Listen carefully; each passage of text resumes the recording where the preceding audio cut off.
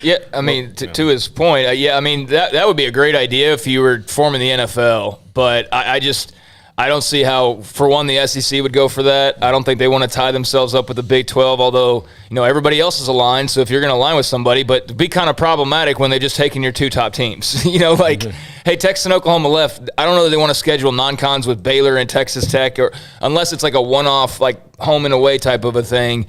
But maybe at some point there is some type of a scheduling alliance for those not in the alliance, where you hook up at least one non-con game, like you said, in basketball every year. I'd be all for that, to take one of those non-con games. Now, if the Big 12 does the 10-game schedule, that's rolling the dice a little bit. If you draw Alabama, I mean, that's you're screwed either way. Yeah, you're talking about the alliance? If you were to do 10 conference games, then add an SEC game, if not two, like he suggested, and then you have another it's something you got to give. Like, you either would have to expand the schedule, or you just can't do that. Yeah, I don't think you'd do two. If they go to 10 games, you're going to have some flexibility, but one of those games has to be against, which is going to be you would think, a Power 5 team. As a fan, I love it, though. I love your idea as a fan, but I just don't know that they would go for it. One of the things we didn't even mention yesterday when it comes to scheduling 10 games, if 3 of the 5 power conferences are in a scheduling alliance, it might make it harder for you to schedule Power 5 non-con games, because if you call up an ACC, Big 10, or Pac-10 school and say, hey, we'd like to play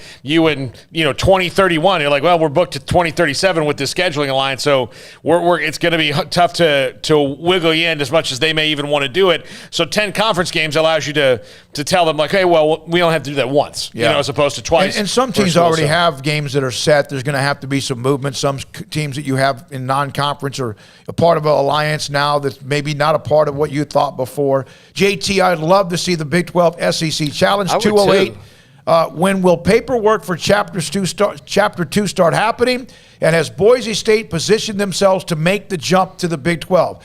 The paperwork, I believe the Big 12, I've said this before, we've reported this before, I think the Big 12 would like to really have paperwork, at least kind of the ink is wet by the end of November. That could change. They would like to do that so they can start the clock on other teams who are joining and their exit fees or exit time, wherever they're coming from. But I do think that Boise State, yes, I do think Boise State is among the top 2 Chapter 2 teams on the radar. We have mentioned that as well. Yeah, and I know we want to go to the calls, but the one thing, the caveat on Boise State, right, is when the Big 12 goes through with Phase 2, is everybody ready to go?